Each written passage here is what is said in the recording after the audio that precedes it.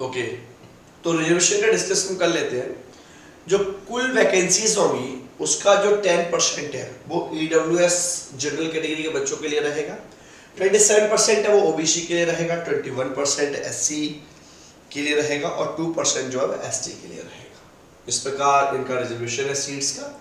And उसके बाद उत्तर प्रदेश सैनिक स्कूल लखनऊ में कक्षा 9 में बालकों हेतु केवल स्थान रखते हैं, क्योंकि जो वैकेंसीज मतलब जो बची होंगी, जो बच्चों ने छोड़े होंगे, आप सभी जानते हैं सैनिक में 9th में एडमिशन कैसे होता है, वो वैकेंसीज बनेंगी तब उसके हिसाब से ये फिल किया जाएगा। ठीक है जी। अब बात करते हैं रिटन एग्जाम। रिटन एग्जाम जो होगा वो आपका OMR बेस्ड होगा जैसे सैनिक होता है और ऑब्जेक्टिव होगा। उसके बाद आपका इंटरव्यू होगा, देन रिजल्ट होगा। तो रिटन एग्जाम में जो बच्चे क्वालिफाई करेंगे उस आधार पर इनको इंटरव्यू के लिए सिलेक्ट किया जाएगा, उसके बाद इनको मेडिकल भी भेजा जाएगा और उसके बाद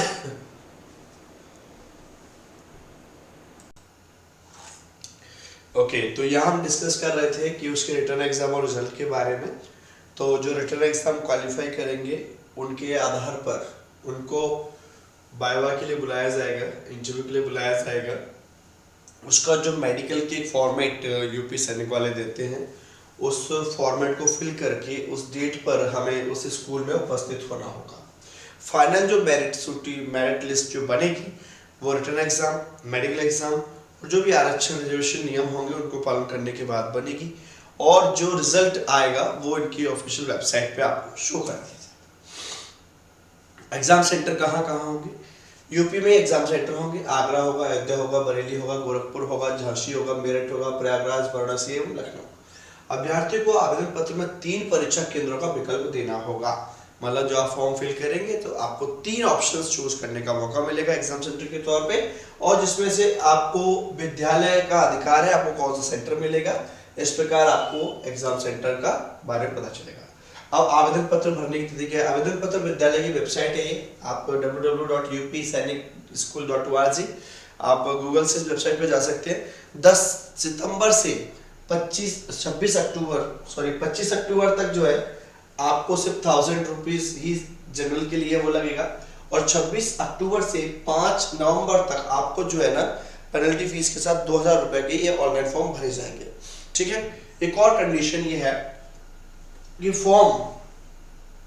एप्लीकेशन फॉर्म ओनली ऑनलाइन ही भरे जाएंगे और किसी भी मीडियम से एप्लीकेशन फॉर्म को वैलिडिटी नहीं है। राइट, आगे बात करते हैं।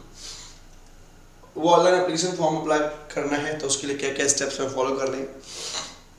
सबसे पहले आपको रजिस्ट्रेशन करना है जिससे आपका लॉगिन आईडी और पासवर्ड बन जाएगा। फिर आपने एप्लीकेशन फॉर्म फिल करना है जिसके आपका लॉगिन और आईडी पासवर्ड से ही आप इसको एप्लीकेशन फॉर्म को भर सकते हैं, जिसके लिए आपके पास आपकी जो है फोटो होना चाहिए, हस्ताक्षर होना चाहिए।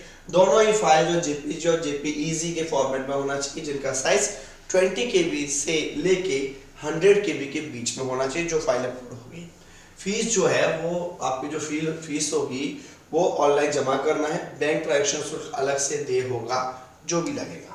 राइट, आवेदन पत्र का जो मुद्रण होगा वो इस प्रकार होगा। आवेदन शुल्क को सफलतापूर्वक जमा करने के पश्चात आवेदक अपने आवेदन पत्र का प्रिंट निकालकर अपने पास सुरक्षित रखें। जब आप फीस पे कर देंगे एप्लीकेशन फॉर्म की, उसके बाद आप प्रिंट आउट को पास रखें, फ्यूचर रेफरेंस में काम आएगा। मान लीजिए बाय द वे कोई मिस्टेक हो गई तो उसके लिए करेक्शन विंडो जो है 8 नवंबर से 10 नवंबर तक खुलेगी और इसका शाम 5 बजे तक खुलेगी। इसकी विशेष बात यह है कि इसके द्वारा करेक्शन विंडो के समय आप सिर्फ अपना नाम, कक्षा, मोबाइल नंबर और ईमेल आईडी ही सॉल्व कर पाएंगे, इसके अलावा कोई और चीजें में सुधार नहीं कर पाएंगे। परीक्षा का परिणाम है, आवेदक अपना परीक्षा परिणाम देख सकते हैं, इसी एनरोलमेंट आईडीज और रोल नंबर्स के द्वारा देख सकते हैं। अब बात करते हैं कि आवेदन शुल्क किसी भी दिशा में वापस नहीं होगा। अपना फॉर्म फिल किया तो वापस नहीं होगा, सीधी सी बात है यार, हमने वापस लेने के लिए थोड़ी फॉर्म भरा हुआ, हम चाहते सिलेक्शन हो जाए हमारा। Right, okay. 5 दिसंबर 2023 के पश्चात प्रवेश पत्र विद्यालय की वेबसाइट से लॉगिन आईडी और पासवर्ड के द्वारा अभ्यर्थी जो है उसको प्रिंट आउट कर पाएगा। ध्यान रहे कि आवेदन करते समय जो नवीनतम फोटो अपलोड की गई है वह फोटो प्रवेश पत्र में निर्धारित स्थान पर चस्पा करनी है। दैट मीन्स कि काफी बार बच्चे ये गलती कर जाते हैं कि वो क्या करते हैं, फोटो कोई भी है उनके पास अलग फॉर्मेट में पड़ी होती है, उसको अपलोड कर देते हैं, लेकिन जब बाद में एडमिट कार्ड पे लगाने की बारी आती है तो उनके पास फोटो नहीं होती। तो ये मेरा उनको स्पेशल सजेशन है कि आप लोग एक काम करना कि जब भी फोटो जो एग्जाम फॉर्म में लगाओगे कोई फोटो की 4-5 कॉपीज अपने पास रख लेना, ठीक है। सैनिक में काम आएगी, मिलिट्री में काम आएगी, है ना, और यूपी सैनिक में भी काम आ ही रही है, आपको नवोदय में भी काम आएगी जिन बच्चों को फॉर्म भरना हो, राइट। RIMC में भी काम आती है। उसके बाद अब बात करते हैं फीस स्ट्रक्चर, मतलब कैसे क्या एप्लीकेशन फीस है। तो जो एप्लीकेशन फीस है वो 1000 रुपये है। ये कब तक है, इसके अंदर 25 अक्टूबर शाम 5 बजे तक। अगर आप पेनल्टी के साथ मान लो बाय द वे भूल गए हैं तो आपको 2000 रुपये फीस लगेगी, जो कि लास्ट डेट है 5 नवंबर 2023। उसके बाद इनकी जो परीक्षा है वो है आपकी 24 दिसंबर। 1 फरवरी से लेके 15 फरवरी तक इनका मेडिकल और इंटरव्यू होगा इन बच्चों का। लास्ट डेट जो है 25 फरवरी से 28 फरवरी के बीच में ही इनका जो रिजल्ट आ जाएगा। फाइनल जो लिस्ट होगी ना, फाइनल जो मेरिट लिस्ट जिसकी बात मैं कर रहा था आपको, वो आपको 25 फरवरी से 28 फरवरी के बीच में मेरिट लिस्ट आ जाएगी। अब बात करते हैं स्कूल की फीस के बारे में। स्कूल की जो फीस है अगर आप देखें तो जो जनरल की है वो 35,000 है प्रति वर्ष, राइट। और इसके अलावा कुछ एक्स्ट्रा फीस है वो एड ऑन है। स्कूल फीस में जो इंक्रीमेंट है वो संभावना है। साक्षात्कार के समय निम्न प्रमाण पत्रों की छाया प्रति मूल प्रति हेतु प्रस्तुत करना अनिवार्य है। जब आपका इंटरव्यू होगा तो वो क्या क्या लेके जाना है, आपके पास मूल निवासी प्रमाण पत्र होना चाहिए, ठीक है, जो कि आपके किसी भी जिलाधिकारी या उसके अधिकार किसी सक्षम अधिकारी द्वारा जारी हो। मतलब जो नगर निगम नगर पालिका जहाँ से भी आपका मूल निवासी प्रमाण पत्र जारी होता है वो चाहिए। जाति प्रमाण पत्र अगर आप SC ST OBC में आते हैं तो आपको लेके जाना है। जन्म प्रमाण पत्र आपका होना चाहिए, राइट। अब प्रवेश के समय जब आप प्रवेश लेने जाएंगे, ये तो उस समय है जब आप इंटरव्यू देने जा रहे हैं, तभी 3 चीजें आपके पास होना चाहिए। आपका डोमिसाइल सर्टिफिकेट और आपका जो है कास्ट सर्टिफिकेट और आपका बर्थ सर्टिफिकेट। अगर बात करते हैं जब आपका प्रवेश हो गया, मेरिट वेरिट सब आ गई आपकी, आप सिलेक्शन हो गए, बधाई हो आपको, आप सिलेक्ट हो गए, राइट। तो उसके बाद आपको अपना TC लेके जानी पड़ेगी। TC आप सभी जानते हैं, पेरेंट्स भी जानते हैं, बच्चे भी जानते हैं कि TC हर जगह ओरिजिनल ही लगती है, ठीक है। उसके बाद आपका मूल निवासी जो सेम था, जाति प्रमाण पत्र जो सेम था अपना, राइट। एंड उसके बाद जो नेक्स्ट है आपका 100 रुपये का आपका जो है स्टैम्प पेपर लगेगा। 10 रुपये के स्टैम्प पेपर पे एंटी रैगिंग का एक फॉर्मेट बनता है जब आप स्कूल्स में जाते हैं कि हाँ भाई हमारा बच्चा रैगिंग वैगिंग नहीं करेगा, ये सब चीज़ें हैं, राइट। तो ये कोई बड़ा टास्क नहीं है, ये सब चीज़ें तो आपको मिल ही जाएंगी।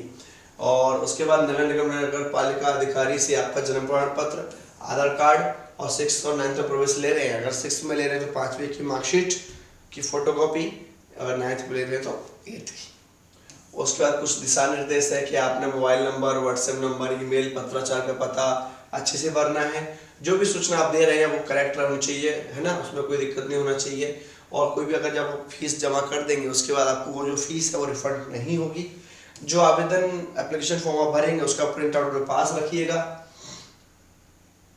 योग्यता वगैरह ध्यान से भरिएगा, राइट। और उसमें जो भी आप सूचना डालेंगे या तथ्य डालेंगे, यदि किसी भी समय कोई भी सूचना असत्य कुछ पाई गई तो आपका जो एप्लीकेशन फॉर्म है वो कैंसिल कर दिया जाएगा।